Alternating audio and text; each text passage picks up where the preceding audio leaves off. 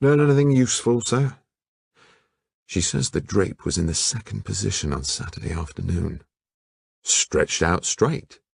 Yes. Wow, said Fox. Looks as though the knife was fixed up between the time this Mr. Malmsley walked out on Friday afternoon and the time Miss Troy looked in on Saturday. It all points one way, Chief, doesn't it? It does, Brer Fox, it does. The Yard's getting straight on to chasing up this Mr. Garcia. Bailey found a couple of photographs of the whole crowd in the studio. Here's one of them. He produced a half-plate group of Troy and her class. It had been taken in the garden. That'll be this Garcia, then. Fox pointed a stubby finger at a figure on the outside of the group, a thin, unshaven face with an untidy lock of dark hair falling across the forehead. The lips were unexpectedly full. If Malmsley and Miss Troy are telling the truth, he's a murderer. Of course, the motive's not much of an affair as far as we've got. Well, I don't know, Brer Fox. It looks as though the girl was badgering him to marry her. It's possible the post-mortem may offer the usual explanation for that sort of thing.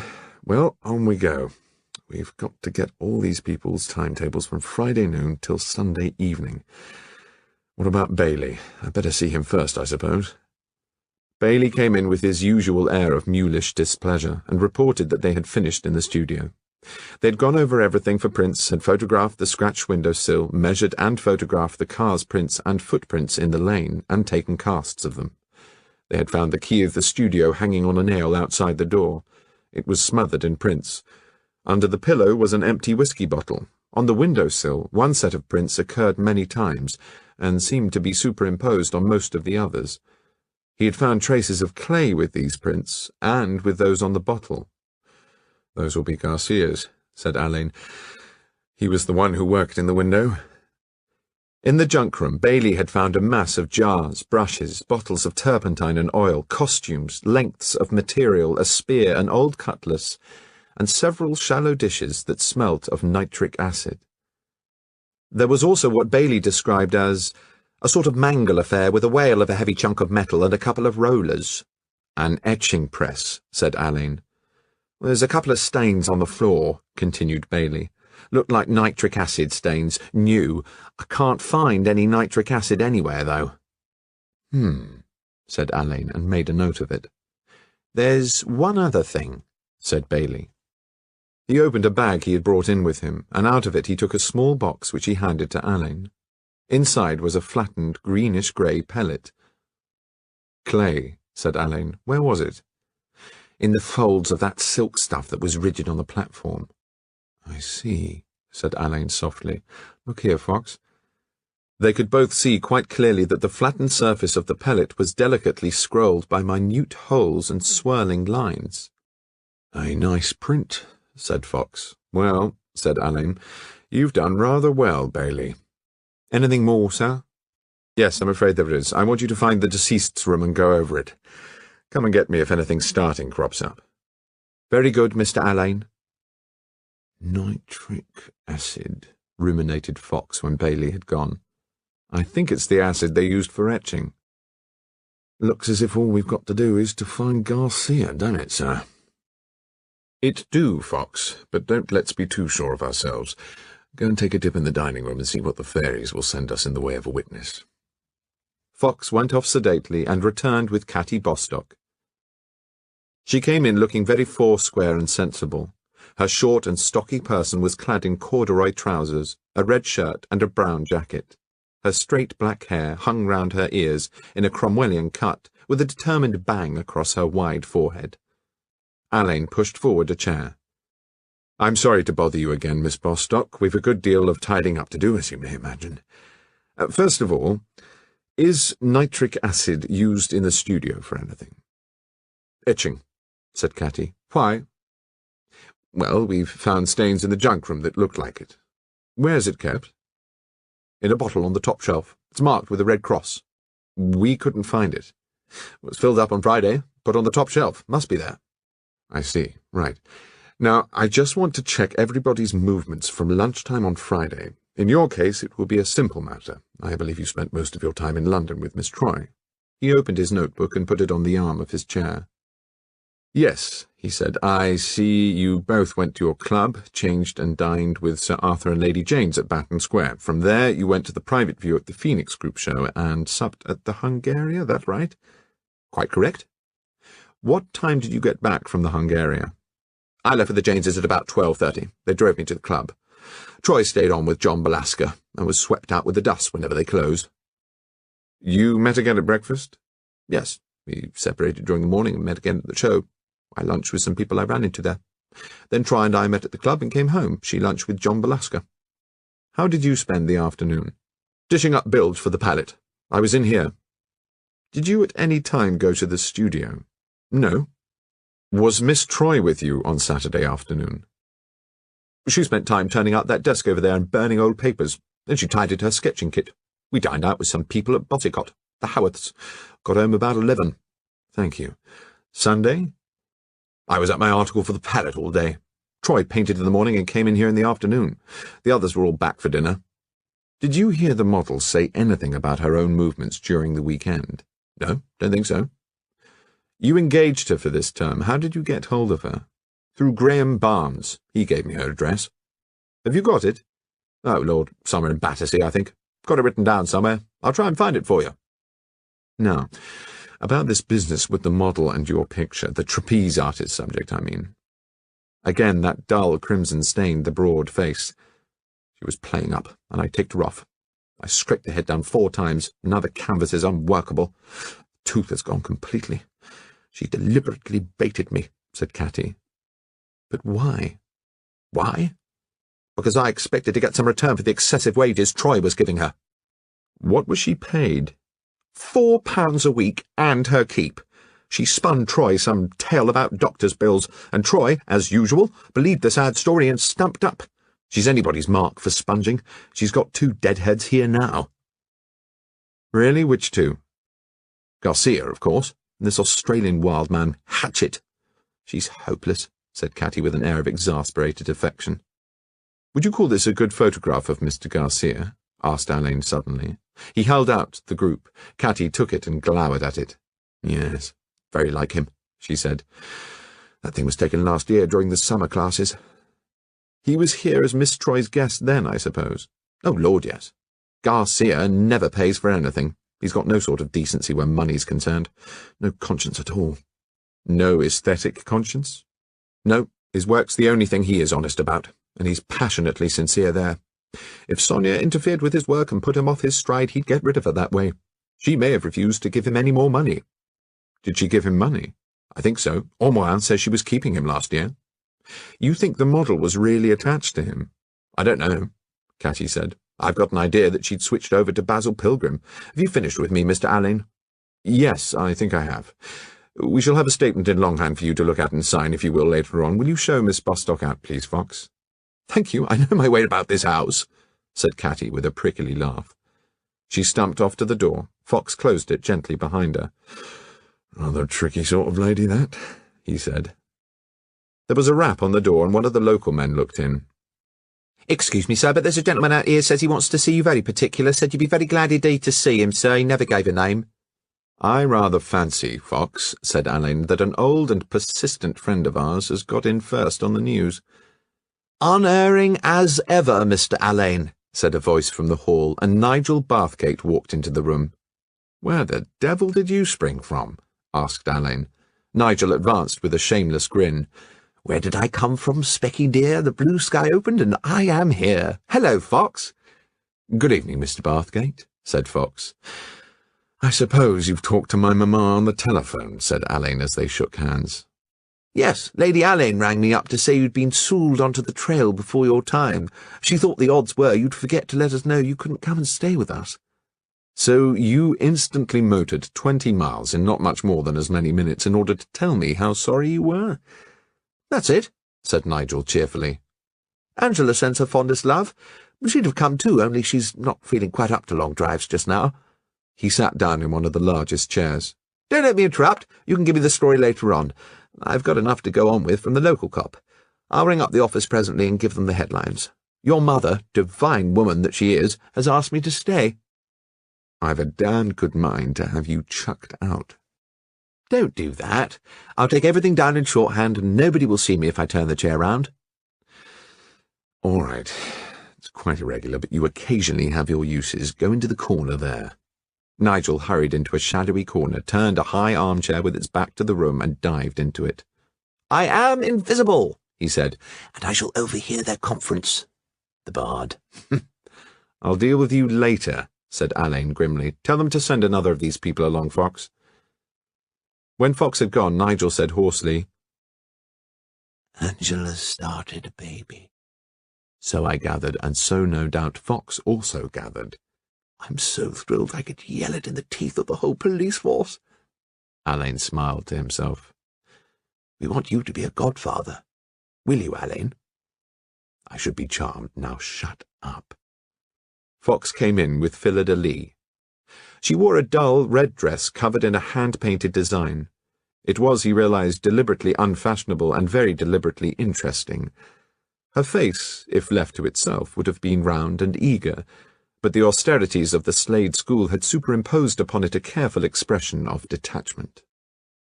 Well, Miss Lee, Alleyn began in his best official manner, I just want to have an idea of your movements during the weekend. You left Tatler's End House on Friday afternoon by the 3 o'clock bus with Mr. Ormerin and Mr. Wat Hatchett? Yes, agreed Miss Lee, looking self-conscious and maidenly. She had stayed with an aunt in the Fulham Road, and had spent most of her time in this aunt's company. She'd also seen a great deal of Wat Hatchett, and had gone to a picture with him on Saturday night. Now then, Miss Lee, about the scrap of conversation you overheard, did you get the impression that Sonia and Garcia planned to meet on Friday night? It sounded like that. Sonia said, if it's possible. I think she meant to come back and bed down with Garcia for the night while no one was here. What did they do when you appeared? Garcia just stared at me. I said, hello, you two, what are you up to? Having a woo or something? And he said, no, just a little chat. He turned away and began working at his thing. Sonia just walked out. She looked ghastly. Mr. Alleyn, honestly, absolutely bleached. Oh, Mr. Alleyn, I do believe he did it. I do, actually. Were you on good terms with this model? Well, I'm not one to look down my nose at a girl because she's a model. I'm a communist, anyway. Sonia was furious about Seacliff. She called her awful names, all beginning with B, you know. She said somebody ought to tell Pilgrim what Seacliff really was like.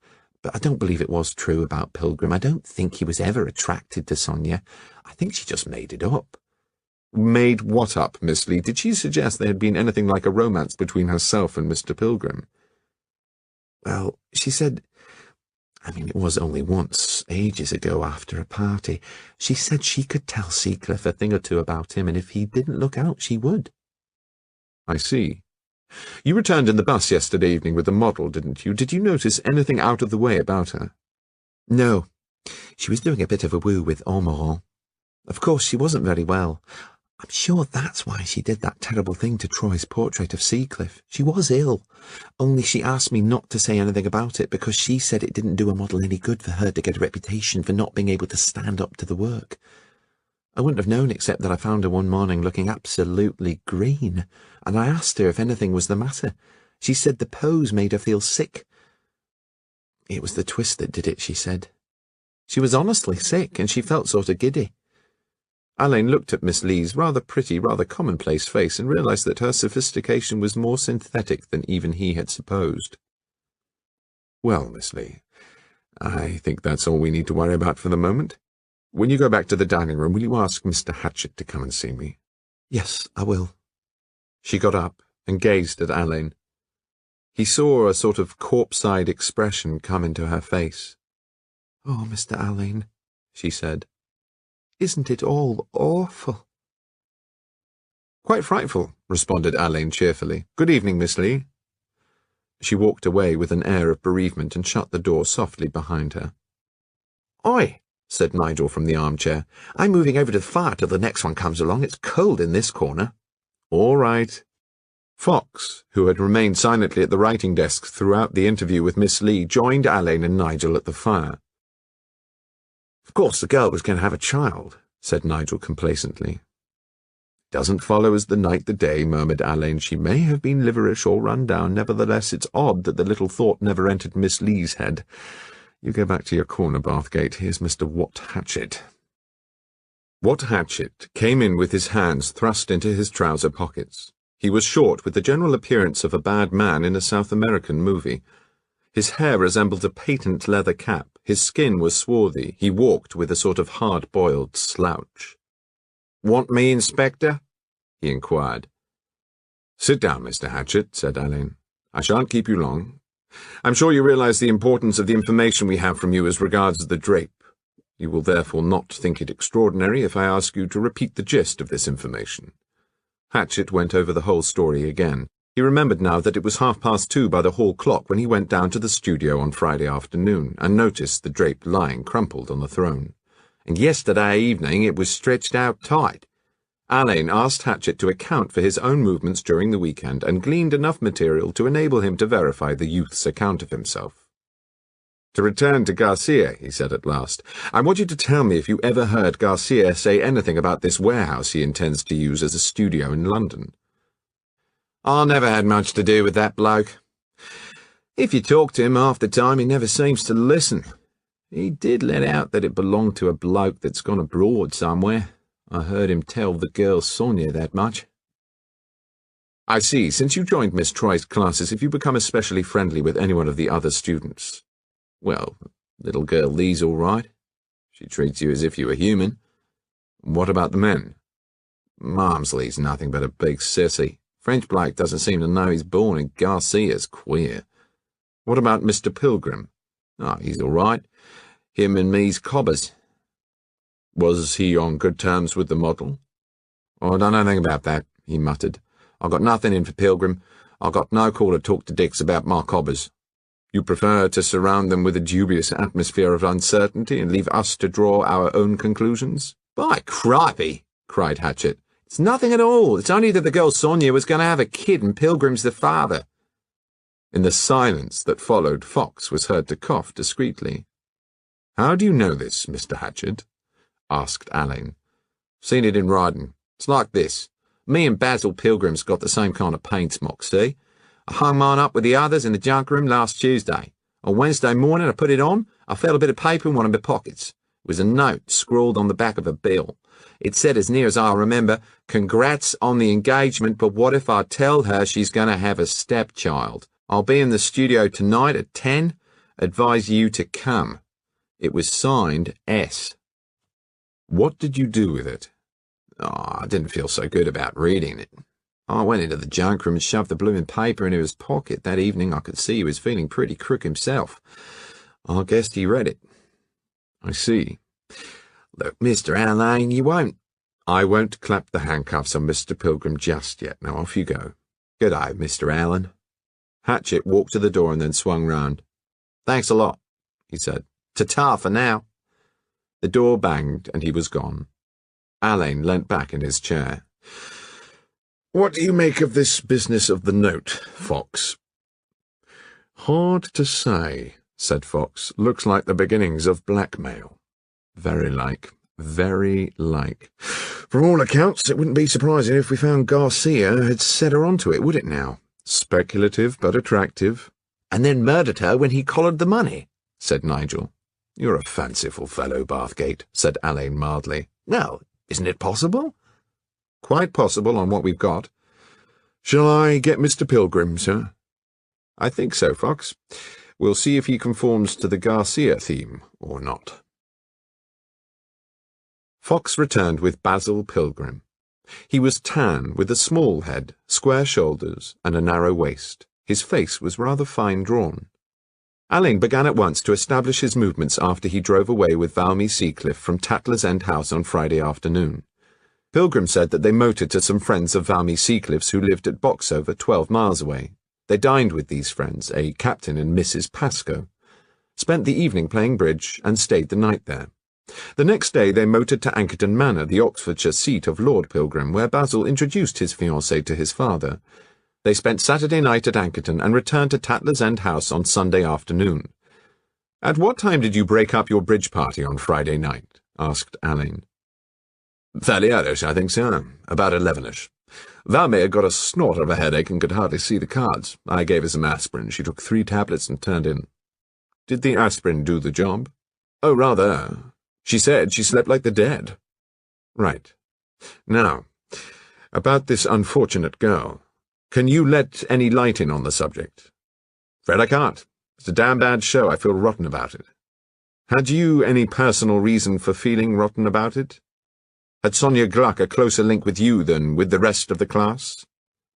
Pilgrim stared straight in front of him, his lips parted. I see I shall have to make a clean breast of it, he said at last. I think you would be wise to do so. It's got nothing to do with this business, he said. Happened 3 months ago at a studio party in Bloomsbury. Sonia asked me to drive her home. It was the only time. What about the child? Asked Alleyn. God, then she did tell somebody. I don't believe it's true. Everybody knows she's been Garcia's mistress for months. She was poisonously jealous of Valmy, and after our engagement was announced, she threatened this as a hit at Valmy. How was the matter first broached? She left a note in the pocket of my painting coat. I burnt it. She said she wanted me to meet her somewhere. Did you do this? Yes, in the studio one evening. She said she was going to have a baby. She said I was the father. I said I knew she was lying. I said I'd tell Valmy the whole story myself. And I said I'd go to Garcia and tell him. And I just walked away. Did she threaten to tell your father? She said all sorts of things. She was hysterical. Did you give her any money? Pilgrim moved his head restlessly. As a matter of fact, I did give her a cheque for 100, and she promised she'd make no more scenes. In the end, she practically admitted the child was not mine, but as she pointed out, she had a perfectly good story to tell my father or Valmy if she felt inclined to do so. Have you made a clean breast of this to Miss Seacliff? No, I couldn't. It seemed so foul to go to her with a squalid little story when we were just engaged. I see. Thank you. I won't keep you any longer, Mr. Pilgrim. Very well, sir. Thank you. Fox showed Pilgrim out and returned to the fire. He looked dubious. Nigel reappeared and sat on the wide fender. Let us see Miss Valmy Seacliff, Brer Fox. I wish you wouldn't make me coil up in that chair, complained Nigel when Fox had gone. It's right in the draft. Can't I just be here, openly? I'd like to have a look at this lovely.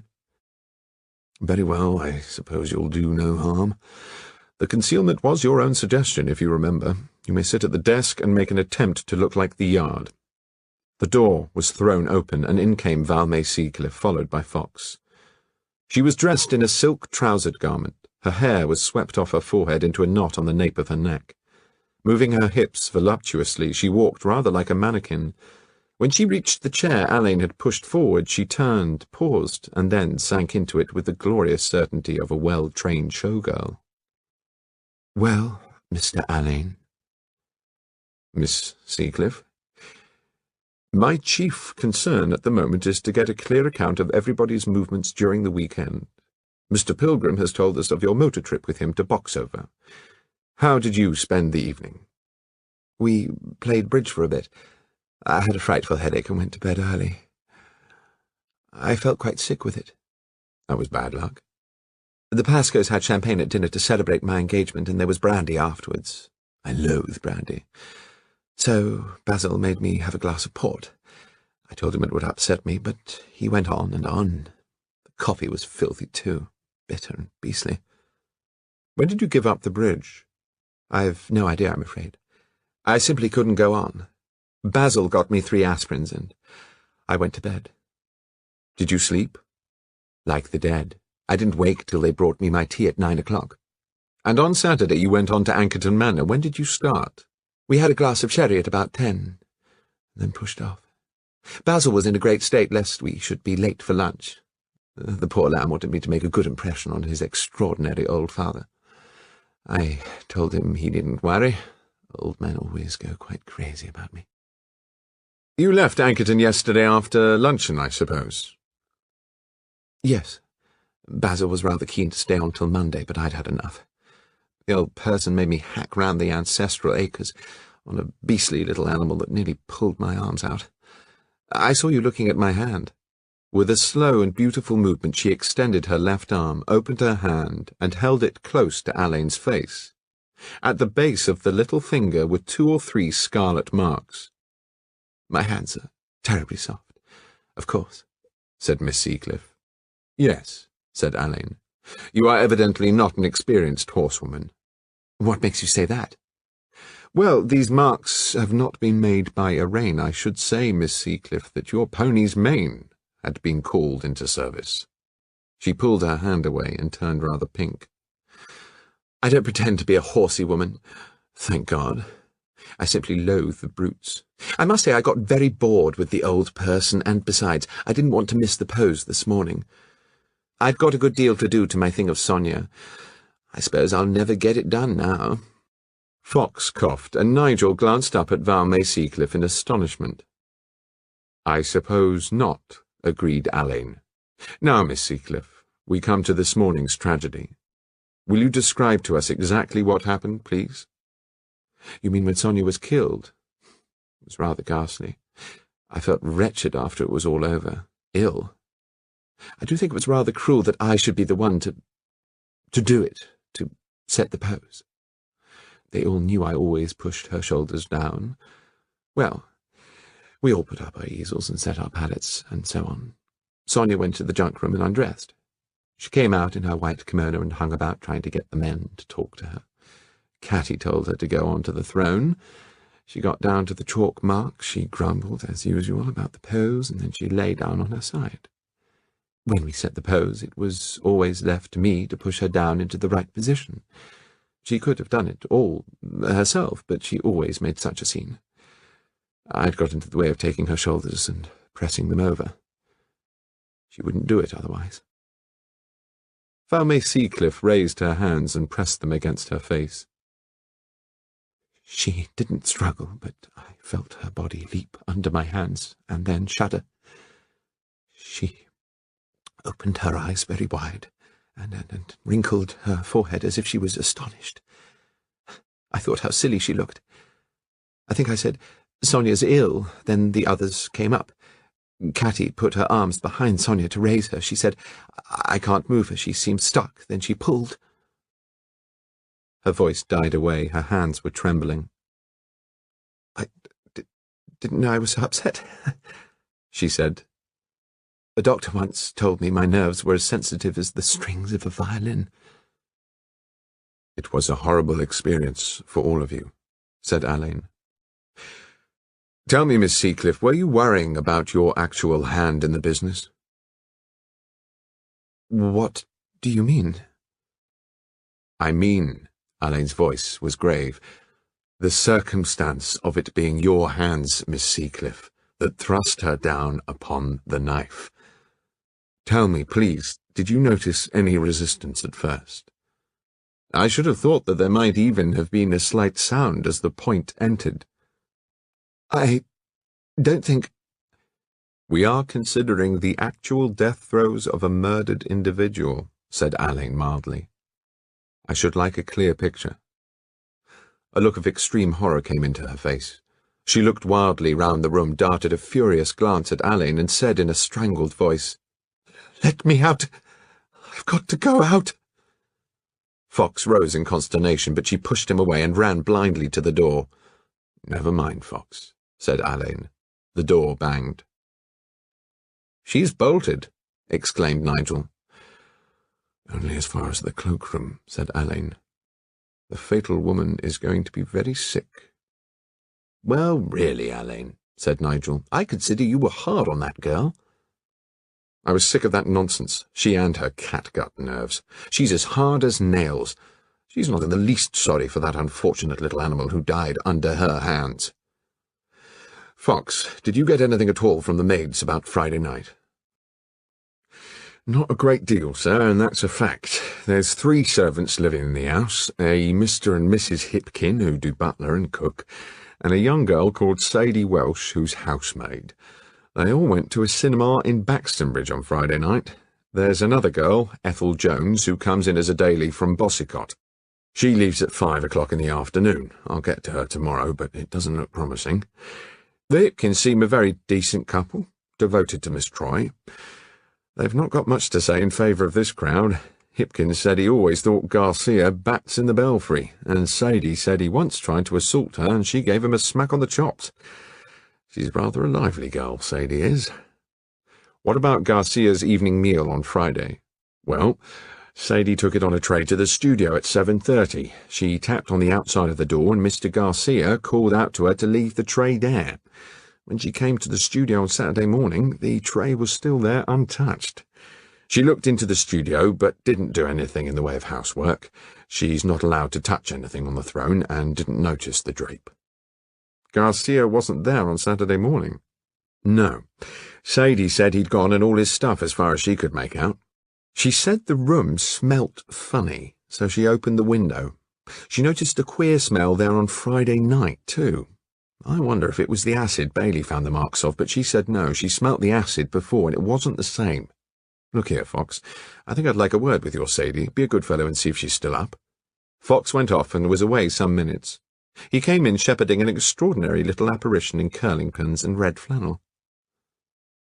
Miss Sadie Welsh, explained Fox, was a bit uncomfortable about coming down, Mr. Alleyn. She'd gone to bed.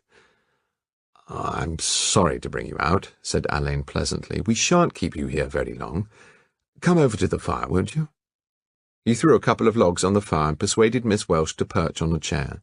She was a girl of perhaps 22, with large brown eyes, a button nose, and a mouth that looked as though she constantly said, "Ooh." "You're Miss Troy's housemaid, aren't you?" said Alleyn. "Yes, sir." "Been with her long?" "Oh, yes, sir. I was an under-housemaid here when the old gentleman was alive. I was 16 then, sir. Mr. Hipkin, he's training me now for parlour-maid. He says I'll be called Welsh then, because Sadie isn't a name for a parlour-maid." "Splendid. You like your job?" "Well, sir," said Sadie primly, "I like Miss Troy very much, sir." "Not so sure about the rest of the party?" "No, I am not, sir, and that's a fact. I was telling Mr. Fox, sir. Queer. Well, I mean to say, that Mr. Garcia, sir, didn't fancy taking his dinner down on Friday. He seemed that anxious I wouldn't go in, and with the queer perfume and one thing and another, well." "You noticed an odd smell?" "Yes, I did that, sir." "Ever smelt anything like it before?" "Oh, well, sir, I said to myself, well, if it isn't what Mr. Marsley's room smells like of a morning sometimes." "Mr. Marsley?" "Yes, sir, it's a kind of bitterish sort of smell, only sort of thick and sour." "Not like whiskey, for instance?" "Oh, no, sir. I didn't notice the perfume of whiskey till I went down next morning." "But you'd never noticed the other smell before?" asked Alleyn. "Not in the studio, sir, only in Mr. Marsley's room." "And on Saturday morning Mr. Garcia's clay model and all his things were gone?" "That queer-looking mud thing like plasticine? Oh, yes, sir, it was gone on Saturday."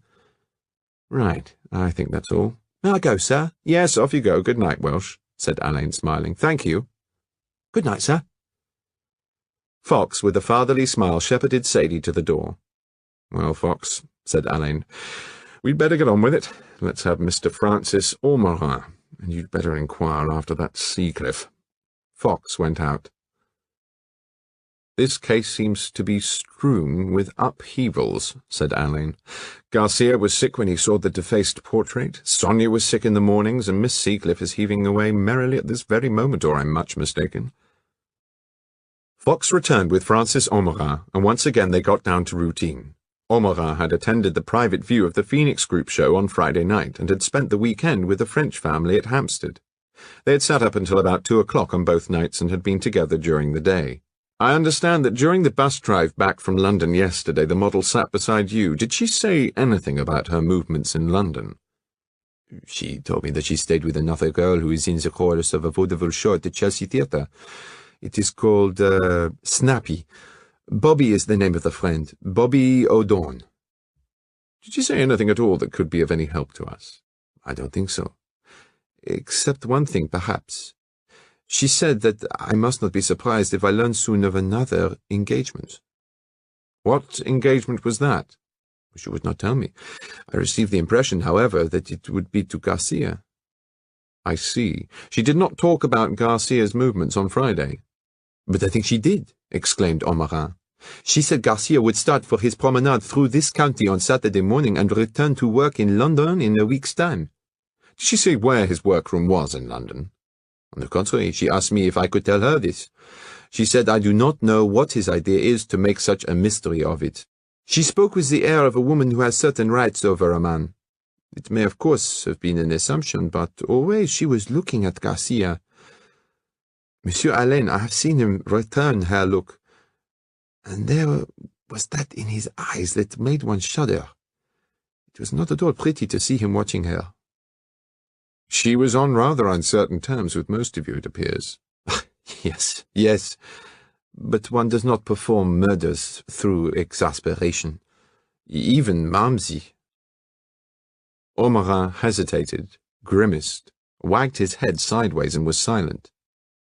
What about Mr. Malmsley? Asked Alleyn lightly. She was laughing at him. On the morning of our experiment, when Malmsley began to tease Sonia, pretending that the knife was still there, she entreated him to leave her alone, and when he would not, she said, I wouldn't be too damn funny. Where is it that you discover your ideas? Is it in books or pictures? He was very disconcerted, and allowed his dirty brush to fall on his drawing. That is all. When Ormerin had gone, Alleyn wandered about the room, whistling under his breath, and paid no attention at all to Fox or Nigel. Look here, said Nigel at last. I want to use a telephone. You? Yes, don't look at me as though I was a fabulous monster. I want to use the telephone, I say. You're burning to ring up your odious newspaper. You may say that there has been a fatal accident at Tatter's End House, Bossicott, and that an artist's model has died as the result of this accident. You may add that the authorities are unable to trace the whereabouts of the victim's relatives and are anxious to communicate with Mr. W. Garcia, who is believed to be on a walking tour and may be able to give them some information about the model's family. Something on those lines. If Garcia is not our man, continued Alleyn to Fox, and sees that, he may do something about it. That's so, said Fox. And now we'll deal with the last of this collection, if you please, Fox. The languishing Malmsley. I'll go to the telephone, said Nigel. Very well. You may tell them that there will be a further instalment tomorrow, and Bathgate, you might ring my mamma up and say we won't be in until after midnight. All right. Nigel and Fox collided in the doorway with Bailey, who looked cold and disgruntled. Hello, said Alleyn. Wait a moment, Fox. Let's hear what Bailey's been up to. I've been over the deceased's room, said Bailey. There's deceased's prints, and one that looks like this Garcia. It's inside the door where the maid's missed with the duster, and there's another print close beside it that isn't either of them. Broad, man's print, I'd say, and of course there are the maids all over the show. I've checked those. Nothing much about the clothes. Note from Garcia in a pocket. She was in the family way, all right. He opened his case and from a labelled envelope drew out a piece of paper laid between two slips of glass. Alleyn took the slips delicately in his fingers and laid them on the desk. Dear S, what do you expect me to do about it? I've got £2 to last me till I get to Troy's. You asked for it anyway. Can't you get somebody to fix things? It's not exactly likely that I should want to be saddled with a wife and kid, is it? I've got a commission for a big thing, and for God's sake, don't throw me off my stride. I'm sorry, but I can't do anything. See you at Troy's. Garcia. A charming fellow, said Alleyn. That was in a jacket pocket. Here's a letter that was just kicking about at the back of the wardrobe. Somebody called Bobby. This letter was written in an enormous hand on dreadful pink paper. Dear Sonia, I'm sorry you're in for it, dear. I think it's just frightful. I do think men are the limit. But of course, I never liked the sound of that Garcia. Too far upstage, if you ask me. But they're all alike when it comes to a girl. Same to you with bells on. And pleased to join in the fun at the start. And sorry you've been troubled. This takes me off. When they know you're growing melons. I've asked Dolores Duval for the address she went to when she had a spot of trouble, but she says the police found out about that lady, so it's no go. Anyway, I think your idea is better, and if Mr. Artistic Garcia is willing, okay, and why not, dear? You might as well get it both ways, and I suppose it's all right to be married. He sounds a lovely boy, but you never do know with that sort. Did I ever tell you about my boyfriend who was a lord? He was a scream, really, but nothing ever came of that, thank God. It will be okay if you come here on Friday. I might ask Cohen for a brief out. You know what managements are like these days. Do they sweat the socks off you for the basic salary? When it comes to asking for a brief for a lady friend, it's just too bad, but they've forgotten how the chorus goes in that number. Thank you very much. Good morning. I laughed till I sobbed over the story of the Seacliff women's picture. It must have looked a scream when you'd done with it. But all the same, dear, your temperament will land you well in the consommé one of these days, dear, if you don't learn to curb yourself, which God knows you haven't done, what with one thing and another. What a yell about Marmalade's little bit of dirt. Well, so long, dear. Keep smiling. See you Friday. Hoping this finds you well as I am. Cheerio, ever so sincerely, your old pal, Bobby. P.S. You want to be sure BP won't turn nasty and say, all right, go ahead, I've told her the story of my life anyhow, so now what?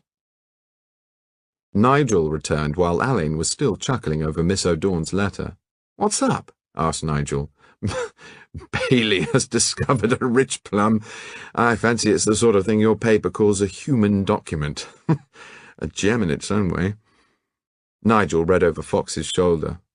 I shall have to see Miss Bobby O'Dorn. She may be the girl we all wait for. Anything else, Bailey? Well, said Bailey grudgingly, I found this. He took out of his case a shabby blue book and handed it to Alleyn. There's several of the deceased's prints and a few of the broad one I got off the door. Same party had tried to get into the case where I found the book. The Consolations of a Critic, Alleyn muttered, turning the book over. By C. Lewis Hind, 1911. Nice reproductions. Hello. Why, stab me and sink me, there it is. He had come upon a black and white reproduction of the picture in which 3 medieval figures mowed a charming field against a background of hayricks, pollard willows, and turreted palaces. By gum and gosh, Bailey, you found Mr. Malmsley's secret. I knew I'd met these 3 nice little men before. This is the explanation of one of the more obscure passages in the O'Dorn's document. What a yell about Marmalade's bit of dirt. What a yell indeed. Fetch him in, Fox. Bailey, you've done extremely well. Malmsley drifted in ahead of Fox, looking sufficiently remarkable with his beard divided into 2. He wore a crimson shirt, a black tie, and a corduroy velvet jacket. Indeed, he had the uncanny appearance of a person who had come round full circle to the Victorian idea of a bohemian. "Ah, Mr. Alleyn," he said, "you are painfully industrious."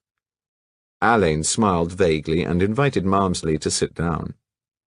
Nigel returned to the desk. Bailey walked over to the door. Fox stood in massive silence by the dying fire. "Mr. Malmsley, you told us that Garcia asked you if—" Alleyn consulted his notebook. "If you had ever felt like murdering your mistress just for the horror of doing it, how did you reply?" "I replied that I'd never been long enough attached to a woman for her to claim the title of my mistress." "Is he at all insane, do you think?" "Insane?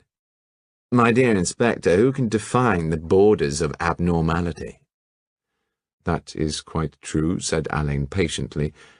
"Is he in the habit of taking drugs, do you know?" "I really have no idea." "You've never noticed his eyes, for instance?" continued Alleyn, looking fixedly into Malmsley's. "One can usually tell, you know, by the eyes. The pupils are contracted. Later on they occasionally become widely dilated, as you must have observed, Mr. Malmsley, when you have looked in a mirror." "Your methods are singularly transparent, Inspector. You wish to know if I've ever amused myself by exploring the pleasures of opium? I have done so. A friend has given me a very beautiful set in jade and ivory, and I have not been so churlish as to neglect its promise of enjoyment. On the other hand, I have not allowed myself to contract a habit." "Did you invite Garcia to smoke opium?" "Yes." "When?" "Last Friday afternoon." "At last," said Alleyn. "Where did you smoke your opium?" "In the studio." "You had the 6 o'clock bus to catch.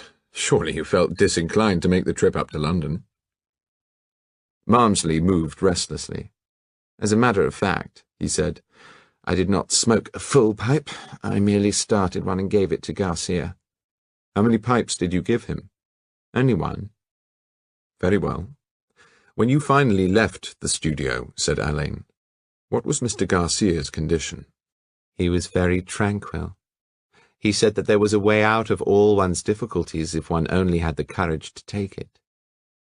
Did you take your opium and the pipe back to the house? No. The housemaid had said something about changing the sheets on my bed. I didn't particularly want to encounter her. Where did you put the things, then? In a box under Garcia's bed. And collected them? This morning before class. Had they been disturbed? No idea. Do you think Garcia may have smoked again after you left? Again, I have no idea. Alleyn looked curiously at Malmsley. I wonder, he said, if you realize what you may have done. What you have told me points almost too startlingly to only one conclusion. Malmsley made a sudden and violent gesture of repudiation. That is a horrible suggestion, he said. I have told you the truth. You have no right to suggest that I had any other motives, but... I think I appreciate your motives well enough, Mr. Malmsley. We shall, of course, verify your statements. I have looked at your illustrations, Mr. Malmsley. They are charming. You share my pleasure in them, said Malmsley, rallying a little. I particularly liked the picture of the three little men with scythes. Malmsley looked sharply at Alleyn. Have you ever visited Chantilly? Asked Alleyn. Never. Then you have not seen Le Très Riche Heure de Duc de Berry? Never. Do you remember a book called The Consolations of a Critic? I don't remember. Do you own a copy of this book? No, Alleyn picked up the little blue volume from under his chair and laid it on Malmsley's knee. Isn't this book your property, Mr. Malmsley? It has your name on the flyleaf. I'm not here to inquire into the ethics of illustrative painting. All I want to know is how this book came into the possession of Sonia Gluck. I don't know. I'm not in the least ashamed. There are many dissimilarities. That is what she was driving at when she asked you on the morning of the experiment where you got your ideas? Yes, I suppose so, yes. Did you ask her for the book? Yes. And when she refused to give it up, you tried to recover it. Where was this book, Bailey? In a locked suitcase under deceased's bed. Someone had tried to pick the lock. Was that you, Mr. Malmsley? I was entirely justified. What was Sonia's motive in taking this book? She simply wanted to be disagreeable and infuriating. Did you offer her anything if she returned it? She was preposterous, muttered Malmsley. How much did she ask? I do not admit that she asked anything. All right, said Alleyn. It's your mess. Stay in it if you want to. I believe I need not keep you any longer, Mr. Malmsley. I shall need a specimen of your fingerprints. Malmsley consented to this with a very ill grace. One more job for you, Bailey, I'm afraid, said Alleyn when Malmsley had gone. We'll have to look through their rooms before we let them go to bed. I'll start off on Mr. Malmsley's room, will I, sir? Yes, we'll be there in a jiffy. When Fox had gone upstairs and Nigel had been left to write a very guarded story for his paper, Alleyn went down the hall and into the dining room. He found the whole class in a state of extreme dejection. Troy was curled up on a cushion, fast asleep. Alleyn walked swiftly across the room and paused, his head bent down, his eyes on Troy. Her face looked thin. There were small shadows in the hollows of her temples and under her eyes. She frowned, her hands moved, and suddenly she was awake. "I'm so sorry," said Alleyn. "Oh, it's you," said Troy. "Do you want me?" "Please, only for a moment."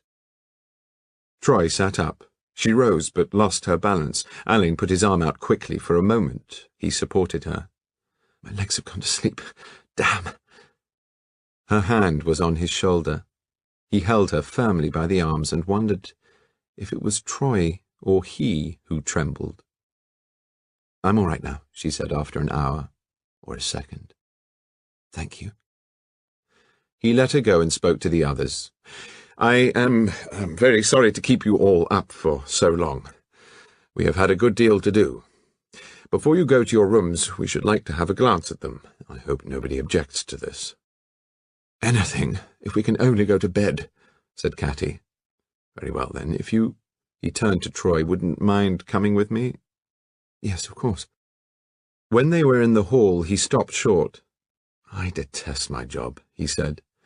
"For the first time, I despise and detest it." "Come on," said Troy. They went up to a half landing where the stairs separated into two short flights going up to the left and right. "Before I forget," said Alleyn, "do you know what has happened to the bottle of nitric acid that was on the top shelf in the junk room?" Troy stared at him. "The acid?" "It's there. It was filled up on Friday." Bailey must have missed it. "Don't worry. We saw the stains and we felt we ought to account for them." "You better do my room. Here it is." They went into the second room on the left-hand landing. It was a large room, very spacious and well-proportioned. The walls, the carpet, and the narrow bed were white. He saw only one picture and very few ornaments, but on the mantelpiece sparkled a little glass Christmas tree with fabulous glass flowers growing on it. Troy struck a match and lit the fire. "I'll leave you to your job." Alleyn did not answer. "Is there anything else?" asked Troy. "Only that I should like to say that if it was possible for me to make an exception—" "Why should you make any exceptions?" interrupted Troy. "There is no conceivable reason for such a suggestion."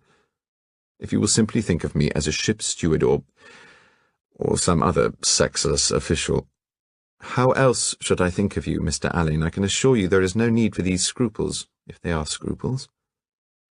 "They were attempts at an apology. I shall make a third and ask you to forgive me for my impertinence. I shan't keep you long." Troy turned at the door. "I didn't mean to be beastly," she said. "Nor were you. I see now that I made an insufferable assumption." "But you can hardly expect me to be genial when you are about to hunt through my undergarments for incriminating letters. The very fact that you suspect—" Alleyn strode to the door and looked down at her. "You little fool," he said. "Haven't you the common or garden gumption to see that I no more suspect you than the girl in the moon?" Troy stared at him as if he had taken leave of his senses. She opened her mouth to speak, said nothing, turned on her heel and left the room. "Blast!" said Alleyn. "Oh, blast and hell and bloody stink!" He stood and looked at the door which Troy had only just not slammed. Then he turned to his job. There was a bow-fronted chest of drawers full of the sort of garments that Alleyn often before had had to turn over. His thin, fastidious hands touched them delicately, laid them in neat heaps on the bed, and returned them carefully to their appointed places. There was a little drawer, rather untidy, where Troy kept her oddments. 1 or 2 letters, one that began, "Troy, darling," and was signed, "Your foolishly devoted John." Then there were the dresses in the wardrobe, the slim jackets, Troy's smart evening dresses, and her shabby old slacks. Such odd things she kept in her pockets, bits of charcoal, India rubbers, and a sketchbook crammed into a pocket that was too small for it. He slipped his hand into a pocket of a blue coat and pulled out Catty Bostock's letter. "You are a gump to collect these bloodsuckers. He's a nasty little animal. That little devil Sonia Gluck. Your allusions to a detective are quite incomprehensible, but if he interrupted you in your work, you had every right to bite his head off." The envelope was addressed to Troy at the Chateau Frontenac. Evidently, thought Alleyn, I'd begun to make a nuisance of myself on board, interrupting her work. Oh, Lord. In a minute or two he had finished. He hung up the last garment, glanced round the room, and looked for the 4th or 5th time at the photograph of a man that stood on the top of the bow-fronted chest. A good-looking man who had signed himself John. Alleyn, yielding to an unworthy impulse, made a hideous grimace at this photograph, turned to leave the room, and saw Troy, amazed, in the doorway. He felt his face burning like a sky sign. "Have you finished, Mr. Alleyn?" "Quite finished, thank you." He knew she had seen him. There was a singular expression in her eyes. "I have just made a face at the photograph on your tall boy," said Alleyn. "So I observed." I have gone through your clothes, fished in your pockets, and read all your letters. You may go to bed. The house will be watched, of course. Good night, Miss Troy. Good morning, Mr. Alleyn. Alleyn went to Catty Bostock's room, where he found nothing of note. The only personal letter he found was the one Troy had written and posted at Vancouver. He came to the passages about himself. Turned out to be intelligent, so I felt the fool. And looks like a grandee. I'm rather on the defensive about this sleuth. And he took it like a gent and made me feel like a bounder. As he read, Alleyn's left eyebrow climbed up his forehead. He folded the letter very carefully, smoothed it out, and returned it to its place among a box of half-used oil colours. He began to whistle under his breath, polished off Catty Bostock's effects, and went in search of Fox and Bailey. Fox had found Malmsley's opium-smoking impedimenta and had impounded them. The amount of opium was small. "Has Bailey tried these things for prints?" asked Alleyn. "Yes, 2 sets. Garcia's and Malmsley's on the pipe, the lamp and the jar." "The jar, that's interesting.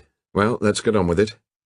He sent Bailey into Philadelphia's room while he and Fox tackled Valmay Seacliff's.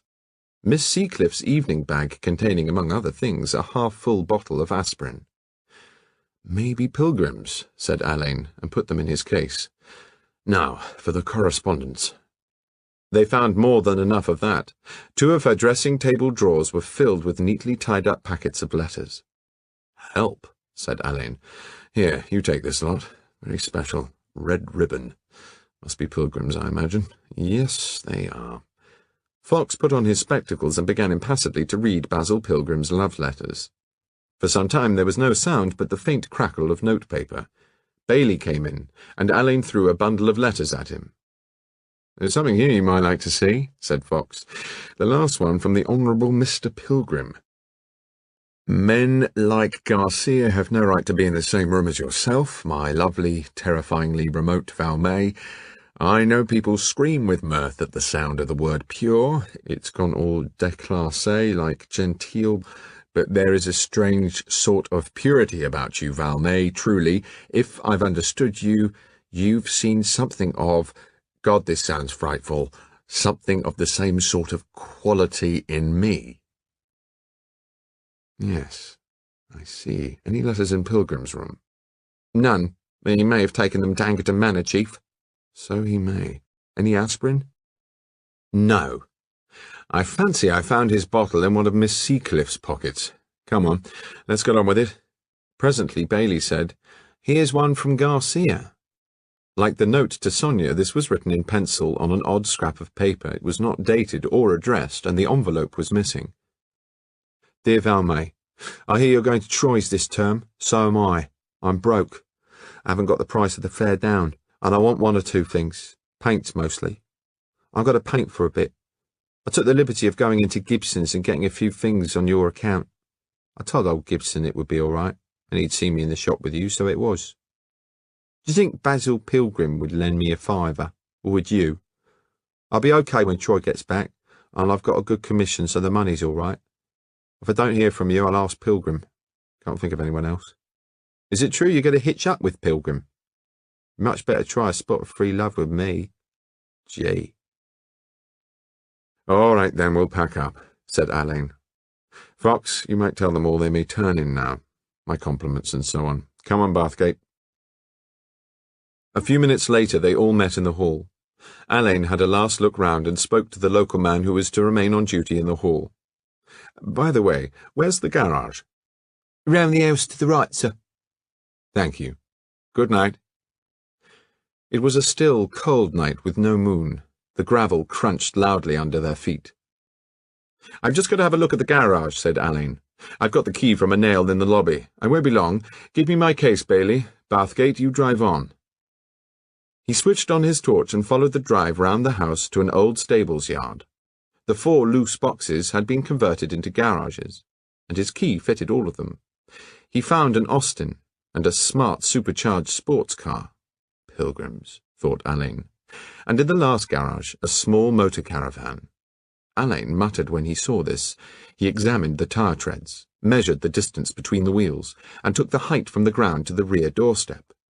He opened the door and climbed in. There were 2 bunks, a folding table, a cupboard and plenty of lockers. He looked into the lockers and found painting gear and 1 or 2 canvases. He took one out. "Troyes," he said. Then he looked at the petrol gauge and found it registered only 2 gallons. He began to look very closely at the floor. On the doorstep he found 2 dark indentations. "Have they remembered your hot water bottle, sir, and what time would you wish to be called?" "Fox," said Alleyn. "I am sorry. Have I been very long?" "Oh, no, sir. Bert Bailey's in his beauty sleep in the back of our car, and Mr. Bathgate has gone off in his to her ladyship's. Fox, we'll seal up this caravan, and then we really will go home. Look here, you send Bailey back to London and stay the night with us. My mother will be delighted. I'll lend you some pyjamas, and we'll snatch a few hours' sleep and start early in the morning." "Well, sir, that's very kind of you. I'd be very pleased." Alleyn sealed the caravan doors with tape and then the door of the garage. He put the key in his pocket. "No little jaunts for them tomorrow," he said coolly. "Come along, Fox. Golly, it's cold." They saw Bailey, arranged to meet him at the yard in the morning, and drove back to Dane's Lodge.